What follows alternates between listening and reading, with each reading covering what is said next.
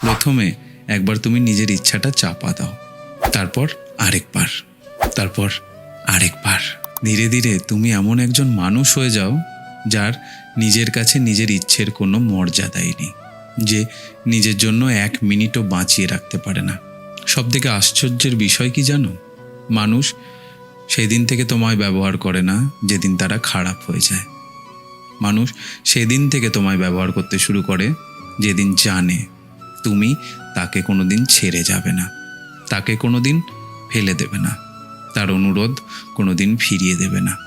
কারণ তারা সেদিন বুঝে যায় তুমি না বলতেই শেখোনি। ভাবো তো, যে গাছের ডালটা সব থেকে বেশি নরম, সেইখানেই হয়তো সব থেকে বেশি চাপ পড়ে, কারণ সবাই জানে ওটা সব থেকে নরম, আবার ভেঙেও যাবে না। ঠিক তেমনই যে মানুষটি সব সময় হ্যাঁ বলে, কোনো দিন না বলতে শেখেনি, পৃথিবী সবচেয়ে বেশি দায়িত্ব যেন তার ঘাড়েই চাপিয়ে দেয়।